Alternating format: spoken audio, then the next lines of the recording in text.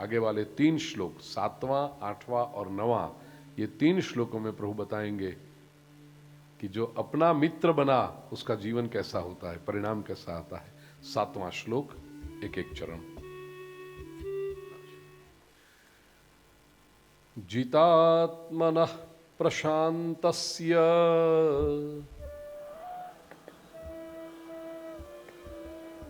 परमात्मा समाहितः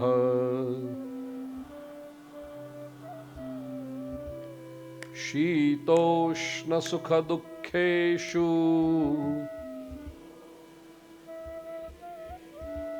तथा मानापमानयोः।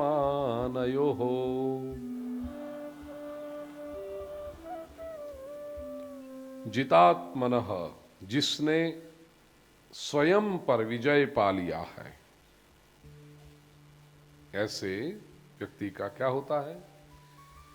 शीतोष्ण सुख दुःखेषु। शीत उष्ण, इसका अर्थ अनुकूलता प्रतिकूलता। ये द्वंद्व में भगवत गीता में बार बार ये शब्द आया है। जब विशेष करके जब द्वंद्वों की बात करनी है तो और सुख दुख के साथ भगवान ने शीत और उष्ण को जोड़ा है। शीतोष्ण सुख दुःखेषु, क्योंकि बहुत फिजिकल लेवल पर भी हम जाएं तो शीत और उष्ण, ठंडी और गर्मी, ये ऐसी बातें हैं जो मनुष्य को विचलित कर देती है।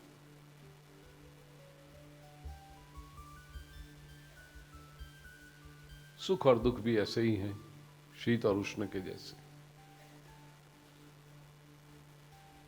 तथा मानापमानयोः, मान और अपमान में प्रशांतस्य, जो शांत रहता है, निर्विकार रहता है, ऐसे मनुष्य को परमात्मा समाहितः, उसे तो परमात्मा मानो मिल ही गया है, नित्य प्राप्त है।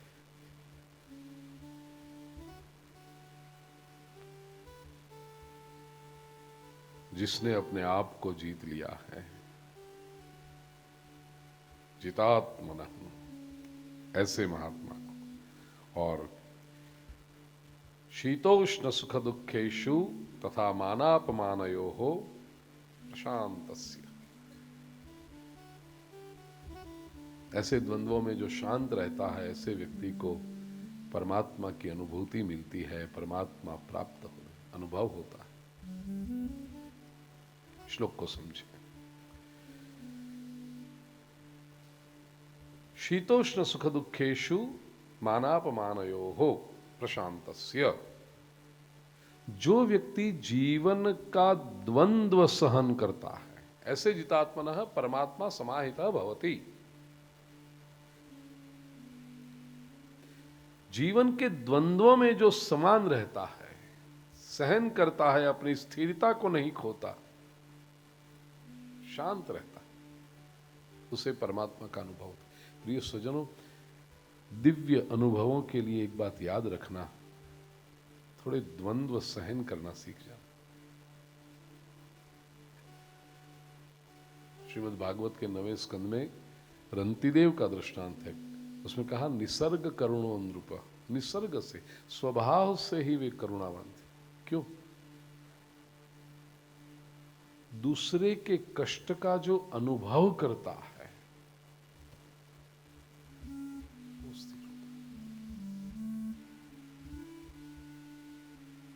मेरे आदर्श, मेरे हीरो स्वामी विवेकानंद, अभी तक उन्होंने सन्यास की दीक्षा नहीं ली थी। विवेकानंद नहीं बने थे, नरेंद्र दत्त थे। उस समय की घटना है। रात्रि के समय अपने कक्ष में, कमरे में पढ़ रहे थे कुछ नरेंद्र। उतने में एक व्यक्ति, बाहर जोरों की बारिश हो रही थी, उसमें भीग कर थर थर थर थर कांपता हुआ नरेंद्र के आंगन में खड़ा था। कमरे में पढ़ रहे हैं, खिड़की से दृष्टि गई कि अरे आंगन में कोई आदमी इतनी बारिश में, ठंडी में कांप रहा है। द्वार खोलकर बाहर आए। नरेंद्र ने कहा, अरे भाई भीतर चले आओ। उसे भीतर बुलाया, अपने पलंग पर उसे सुलाया।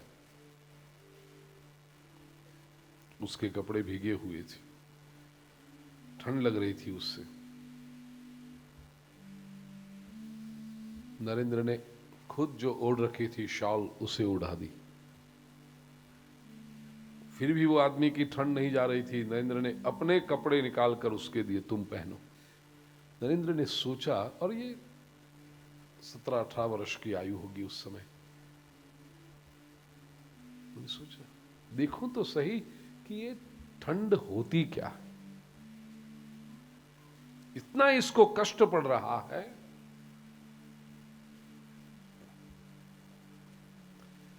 देखूं तो सही क्या होता है ये।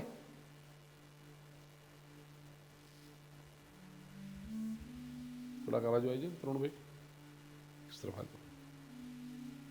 देखूं तो सही क्या होता है ये ठंड का अनुभव।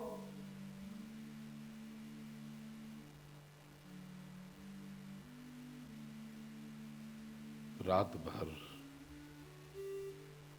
ठंड तो थी, बाहर वर्षा में, बारिश में जाकर भीगे 1 घंटा 2 घंटा, फिर कमरे में आकर के थोड़ा कांपते, और वो व्यक्ति सो रहा है। नरेंद्र के कपड़े पहनकर, नरेंद्र की शाल ओढ़कर, नरेंद्र के बिस्तर पर, पलंग पर, और नरेंद्र खुद ऐसे खड़े रहे। प्रातः काल में जो व्यक्ति उठा,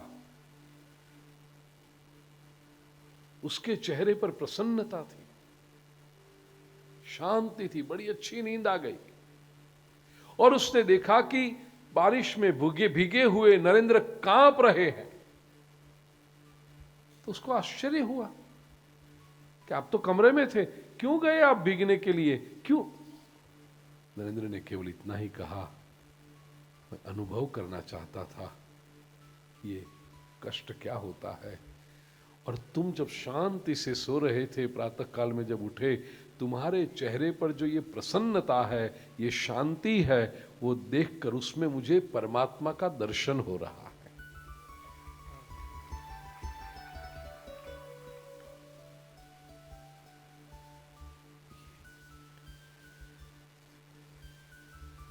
प्रिय स्वजनों, ईश्वर की अनुभूति यहां होती है।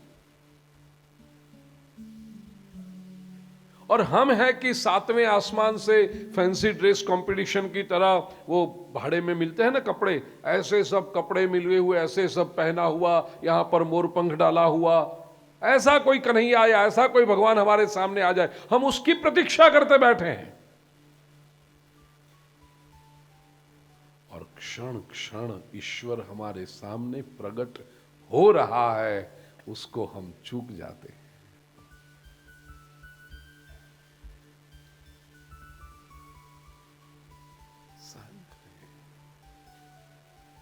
शीतोष्ण सुख दुखेषु प्रशांतात्मा प्रशांतस्य मानापमानयोः प्रशांतस्य। ईश्वर समाहित कहां होगा, ईश्वर स्थिर कहां होगा, ईश्वर की अनुभूति किसको होगी, ईश्वर किसके साथ संबंध जोड़ेगा? जो प्रशांत हो। छोटी छोटी बातों में व्यग्र हो जाए, उग्र हो जाए, शिकायत करने लगे, झगड़ा कर, ऐसे लोगों के आप संबंध रखोगे? आपका कोई मित्र हो, या आपका ऑफिस में काम करता हो, या मकान में कोई रहता हो, पड़ोस में कोई छोटी छोटी बातों में शिकायत करने लगे आपको, आपके घर का कचरा इधर आता है, आपका ये होता है, आपके इधर से ये होता है। ऑफिस में कोई बाजू में बैठा हुआ आदमी है, आप ये करते। एक बार, 2 बार, 3 बार आप कोशिश करोगे कि भाई चलो हम तो अच्छे हैं, उसको तकलीफ ना हो, चलो बंद। फिर तो पता चला आपको इसकी तो आदत पड़ गई है, इसका तो स्वभाव ही ऐसा है। आपको उस व्यक्ति के साथ संबंध रखना अच्छा नहीं लगेगा। संसार में यदि हम इतने होते हैं तो सोचिए, जो निरंतर शिकायत करता रहे, जो निरंतर व्यग्र होता रहे, जो निरंतर उग्र होता रहे, भगवान उसको अपना कैसे बनाएंगे। बापू पधारो। भारतीय आश्रम जूनागढ़ और सरखेज ने महामंडलेश्वर पूज्यपाद अष्टोत्तर सहस्र विश्वंभर भारती बापू हमारे बहुत प्रिय, हमारे बहुत आत्मीय, और सद्भाग्य है मेरा कि मुझसे अत्यंत स्नेह रखते हैं, और अनुभव है हम सबका, प्रतिवर्ष हमारे ज्ञान यज्ञ में पधारते हैं। बापू प्रणाम।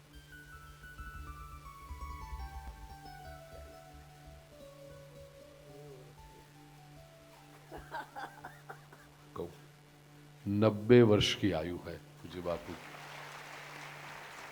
और पिछले कम से कम 25 वर्षों से मेरे साथ परिचय है।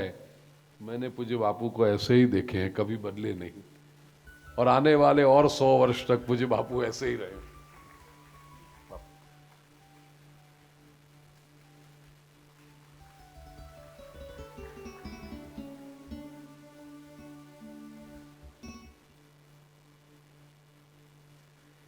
जो क्षण क्षण में उग्र हो जाए, व्यग्र हो जाए, अस्वस्थ हो जाए, ऐसे व्यक्ति के साथ हम संबंध नहीं रखते, परमात्मा भी नहीं रखता। लौकिक दृष्टांत समझ लीजिए, अपने पुत्र के लिए कन्या पसंद करने जा रहे हैं, या अपनी पुत्री के लिए जमाई पसंद करने जा रहे हैं। मीटिंग हो और वो आधे घंटे 1 घंटे की मीटिंग के दौरान छोटी छोटी बातों में वो चेहरा बिगाड़ दे,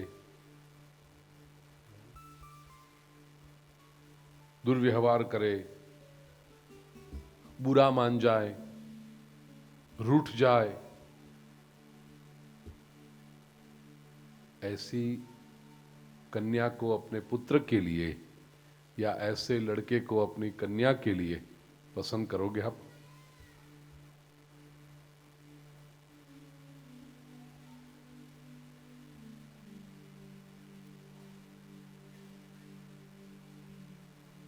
कभी नहीं करोगे आप।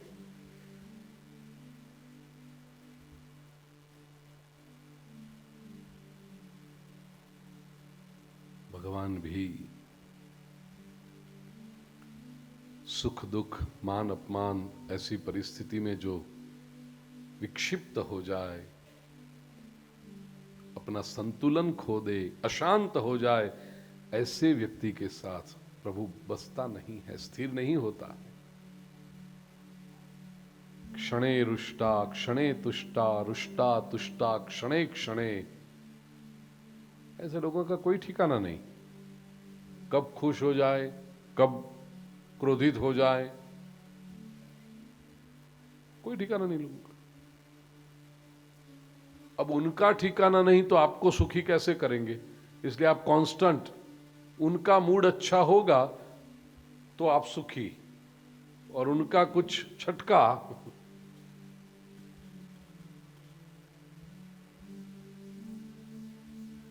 बहुत रिस्की है ऐसे लोगों के साथ रहना। तो आप सब अभिनंदन के पात्र हैं।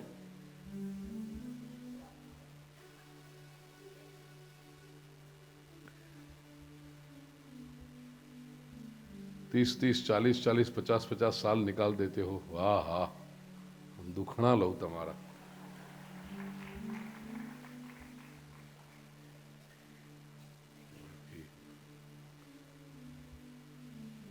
अघरूज है।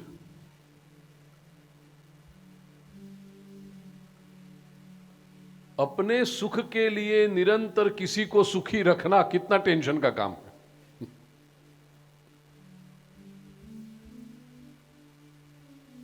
ईश्वर ऐसे लोगों के साथ संबंध नहीं बनाते।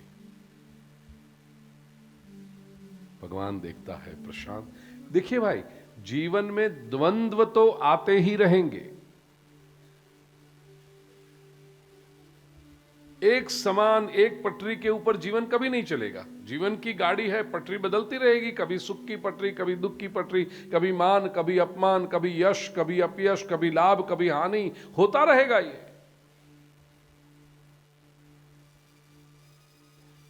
प्रशांत रहे आप।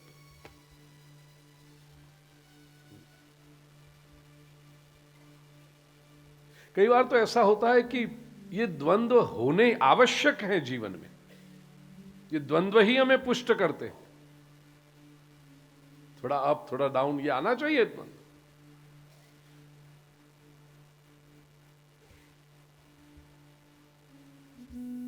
आवश्यकता है।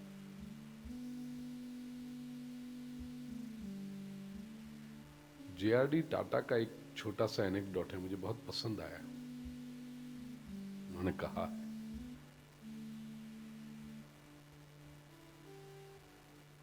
कोई व्यक्ति बीमार हो और आईसीयू में हो, उसे देखने के लिए जब आप जाते हो, बीमार व्यक्ति को देखने के लिए, तो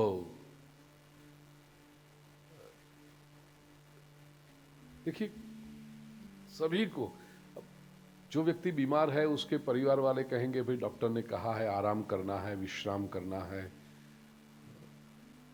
नहीं नहीं हम दूर से आए हैं, बस मुंह दिखा के जा। लेकिन उसको नहीं देखना है तुम्हारा मुंह, जो अंदर लेटा है उसको।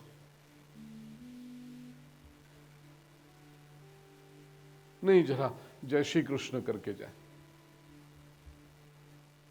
अब वो बेचारे इमोशनल प्रेशर में आकर के, ऐसे जो सोशल टेररिस्ट हैं, वो स्वीकार करना पड़ता है। खोटू लागी जाए पाछा। 3 મહિના પછી દીકરીના લગ્ન લીધા છે ને એમાં પાછો ઇશ્યુ ઉભો કરે, અમે જોવા આયા હતા, 1.5 કલાક દૂરથી બોલો, અમને મળવાય ના દીધા। ये है कि नहीं सोशल टेररिज्म?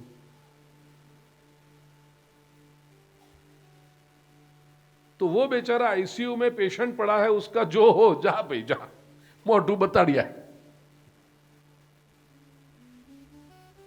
3 મહિના પછી લગ્નમાં આવજે શાંતિથી, ये वक्त आडो नहीं फाटतो। अब वो जाके खड़े रहते हैं पेशेंट के। पेशेंट तो बेचारा बेहोश है, उसको तो पता ही नहीं है क्या हो रहा है।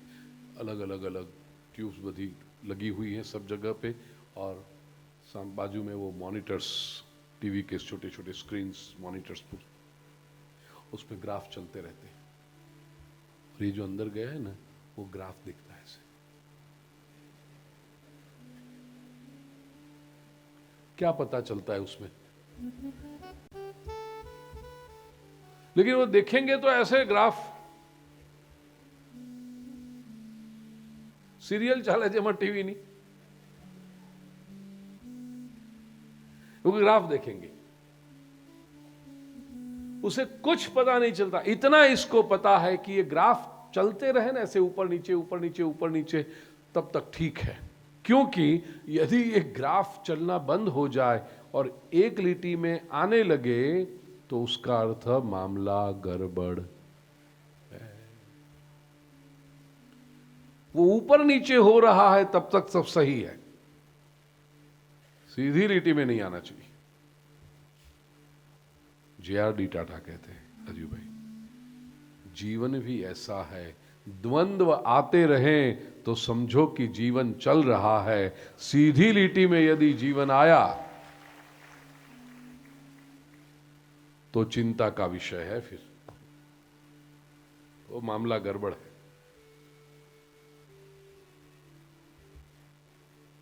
शीत उष्ण, सुख दुख, मान अपमान, यश अपयश, जय पराजय, लाभ हानि, आना चाहिए जीवन में। ये सब ये हमें अलर्ट रखते हैं।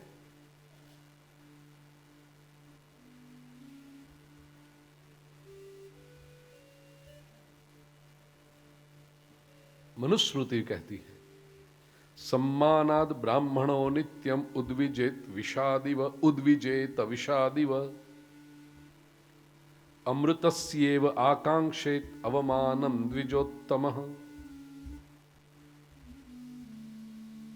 विद्वान ब्राह्मण है, ज्ञानी है, तपस्वी है, तेजस्वी है, तो स्वाभाविक है समाज से उसे सम्मान मिलेगा, समाज उसका आदर करेगा। लेकिन भगवान मनु एक रेड सिग्नल दिखाते हुए कहते हैं कि ब्राह्मणः नित्यम सम्मानाद उद्विजेत। प्रतिदिन जो ये सम्मान मिल रहा है उससे वो ब्राह्मण को, जो सावधान व्यक्ति है, उसको बोर होना चाहिए, कंटाला आ जाना चाहिए, उसको उद्विग्नता आ जानी चाहिए। कैसे? विषादिव, जहर की तरह। ये नित्य की प्रशंसा है ना, वो विष के समान है।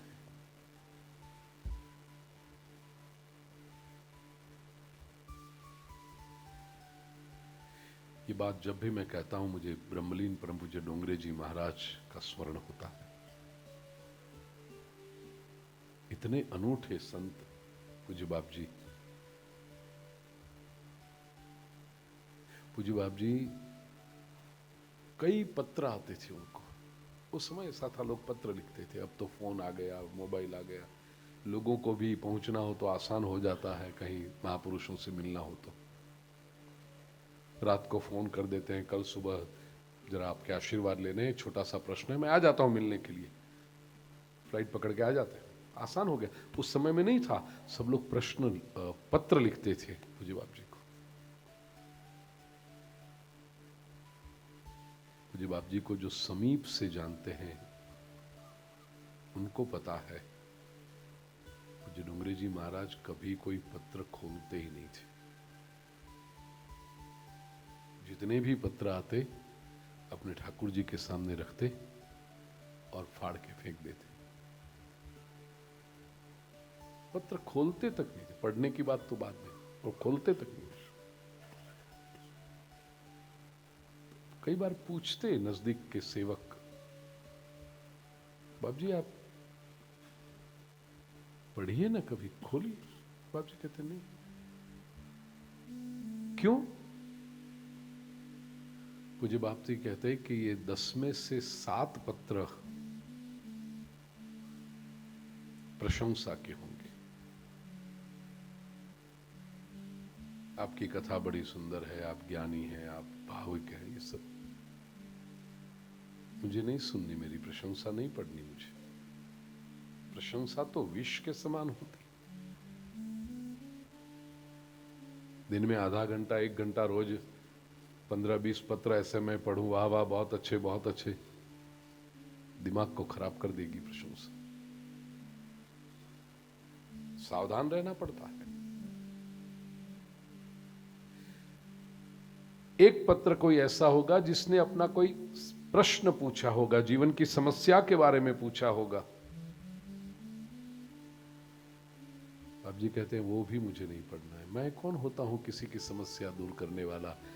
लालन के सामने रखता हूं, ठाकुर के सामने, प्रभु इसकी कोई समस्या हो तो तू आशीर्वाद देना, दूर कर देना। मैं कौन होता हूं किसी को सुझाव देने वाला?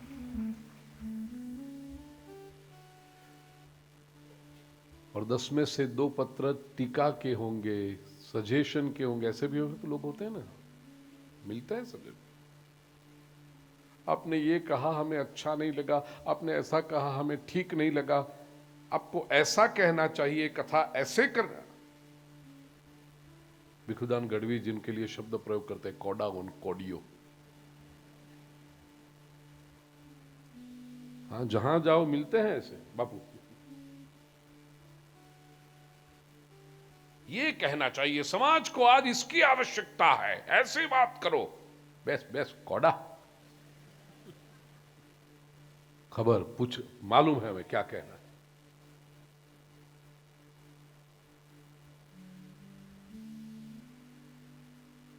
मुझे बाप जी कहते थे 2 प्रश्न ऐसे होंगे, टीका करने वाले, निंदा करने वाले। मुझे वो भी नहीं पढ़ना है। मेरा प्रभु जाने। प्रिय स्वजनों, आपके फोन में व्हाट्सएप की नोटिफिकेशन बेल न बजे 10 मिनट तक तो आपको अस्वस्थता होती है, कोई क्यों लिखता नहीं कुछ? ये फोन बंद तो नहीं हो गया? ये देखो, नहीं हंसने की बात नहीं, बीमारी है ये।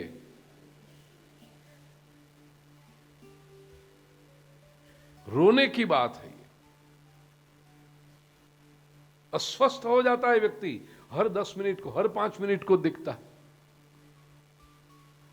और ये साइकिक डिसऑर्डर के रूप में समाज में फैल रहा है, मानसिक बीमारी के रूप में फैल रहा है। फेसबुक पे जरा सा भी कुछ अपलोड किया और 5-7 अंगूठा नहीं आया तो लोग दुखी हो जाते हैं। किसी को मुझे में इंटरेस्ट ही नहीं है, मुझ में।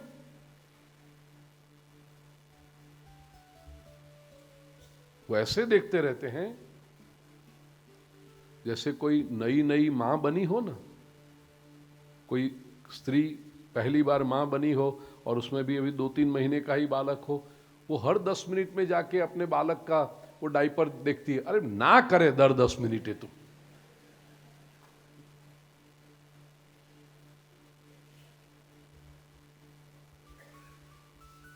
वैसे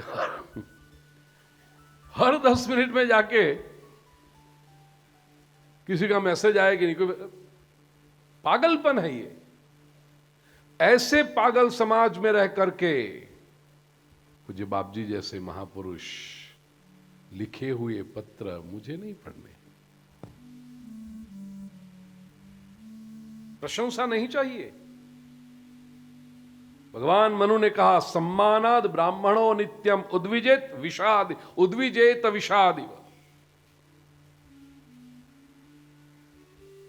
विष है, जहर है ये तो।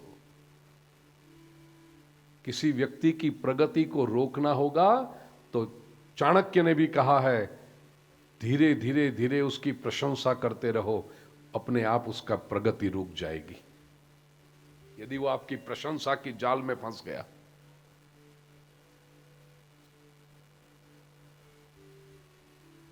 अमृतस्येव आकांक्षित अवमानन द्विजोत्तम।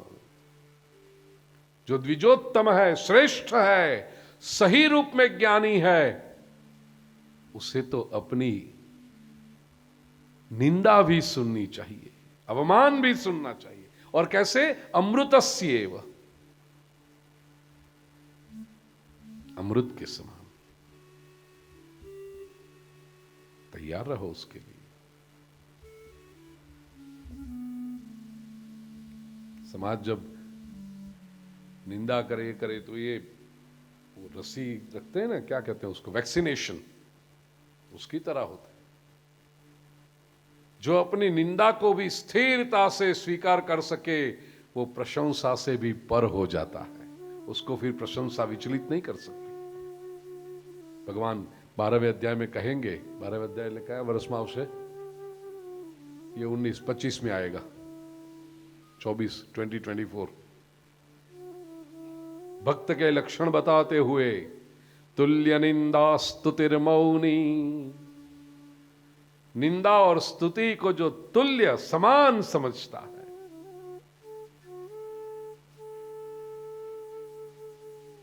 प्रशंसा करेंगे, कभी निंदा भी, क्या फर्क पड़ता है उससे। लोगों के कहने से आप अच्छे भी नहीं हो जाते और लोगों की निंदा से आप बुरे भी नहीं हो जाते।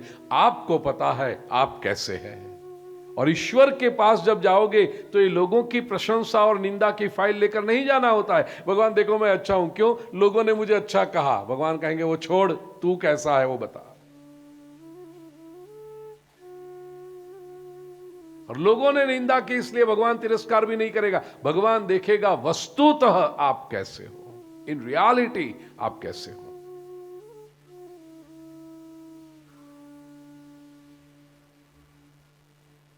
दादी माँ ने बड़ी कम उम्र में जो सूत्र सिखाए थे उसमें एक था, सबसे बड़ा रोग क्या कहेंगे लोग। ये सबसे बड़ी बीमारी है।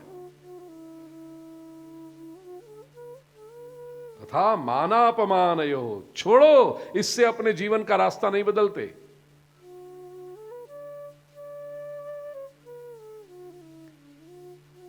ज्ञानी लोग बैठे हैं ना सब, वो कुछ तो लोग, हाँ परम ज्ञानी हो, बोलो अबे, लोगों का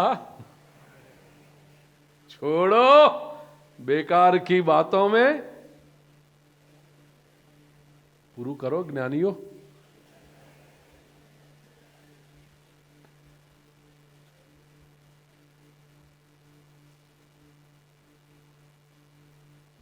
गीत सुनते हो, गाते हो, लेकिन जीवन में उतरा?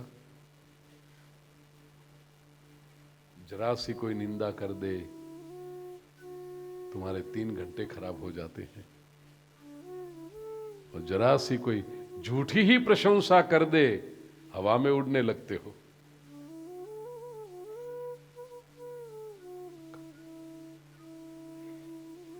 तो जिसने अपने मन को जीता, जितात्मनः, उसका प्रथम लक्षण है प्रशांत आत्मा।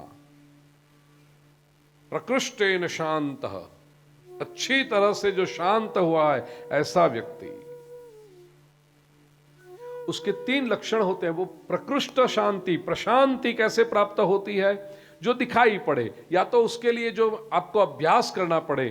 3 बातें हैं, पता चले कि ये 3 बातें आई तो जीवन में प्रशांति प्राप्त हुई है। पहली बात, प्रश्नों का उकेल मिलने लगे, प्रश्नों का हल मिलने लगे। जीवन में जितने भी प्रश्न निर्माण होते हैं तुरंत उसका समाधान मिलने लगे।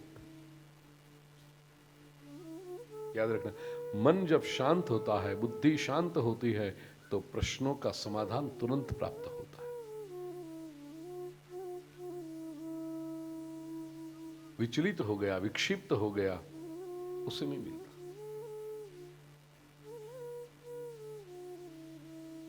दूसरी बात, प्रशांत जो व्यक्ति है उसको सात्विक पुरुषार्थ से जो भी कुछ प्राप्त हुआ है प्रभु की प्रसादी स्वरूप, उसमें उसको संतोष होता है। यह प्रशांत व्यक्ति का लक्षण है। आप लोग गुजराती में कहते हाय वो ना करे, संतोष, मैंने जो पुरुषार्थ किया जैसी प्रभु की कृपा। और तीसरा, किसी के साथ वो स्पर्धा में नहीं होता, कंपटीशन में नहीं होता। वो अपनी तुलना दूसरे से नहीं करता। वो कहां है मैं वहां जाऊं, उसके पास क्या है मैं बोलूं, नहीं। मेरी यदि स्पर्धा हो तो मेरे अपने साथ हो। ये शांत व्यक्ति का, दूसरे के से स्पर्धा करनी ये तो अशांति खड़ी करने का उपाय है, न कर।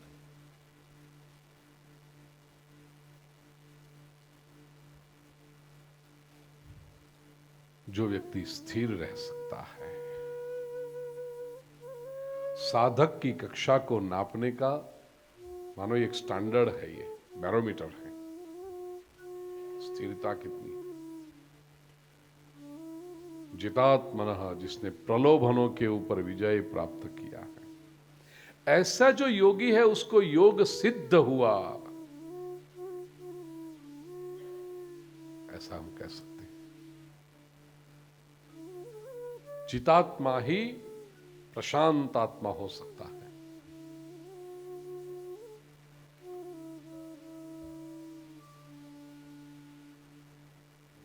जब तक वो जितात्मा नहीं, अपने आप पर उसने विजय नहीं पाया। श्रीमद् भागवत के 7वें स्कंद में प्रहलाद जब अपने मित्रों को उपदेश करता है, उसमें बड़ा सुंदर श्लोक आता है कि जिसने स्वयं पर विजय नहीं पाया, उसकी इंद्रियां उसे विविध दिशाओं में खींचती है। कैसे? जैसे किसी एक पुरुष को अनेक पत्नियां हो और वो प्रत्येक पत्नी उस पुरुष को अपनी ओर खींचे, तो इसकी हालत क्या हो जाती है। एक एक इंद्रिय मानो एक एक पत्नी है और अलग अलग दिशा में खींच रही है इसको, ऐसी स्थिति होती। वो व्यक्ति शांत नहीं हो सकता। तो प्रिय स्वजनों, इतना याद रखना, सामान्य व्यक्ति को और जितात्मा को, महापुरुषों को दुख नहीं आते ऐसा नहीं। देखो स्पष्ट लिखा, शीतोष्ण सुख दुखेषु मानव। लोग कहेंगे हम सामान्य, इसलिए लोग कुछ भी बोल जाते हैं, हमारा मान सम्मान करते हैं, अपमान कर देते हैं, हमको दुख। महापुरुषों को, उनको भी आता है सुख दुख। महापुरुषों की भी प्रशंसा और निंदा दोनों होती है, लेकिन फर्क यह है कि सामान्य व्यक्ति ये द्वंद्वों के अंदर विचलित हो जाता है, विक्षिप्त हो जाता है, महापुरुष नहीं होता। क्यों? क्योंकि वो साक्षी भाव से, दृष्टा भाव से देख रहा है। बस अपने भी सुख दुख जो जीवन में आते हैं उनको भी वो दृष्टा भाव से देखता है। हाँ, जो करना पड़े संसार के नियमों के अनुसार वो करेगा वो, लेकिन साक्षी भाव से, तभी स्थिरता रह सकती है। और ऐसे स्थिर व्यक्ति में ही परमात्मा स्थिर होता है।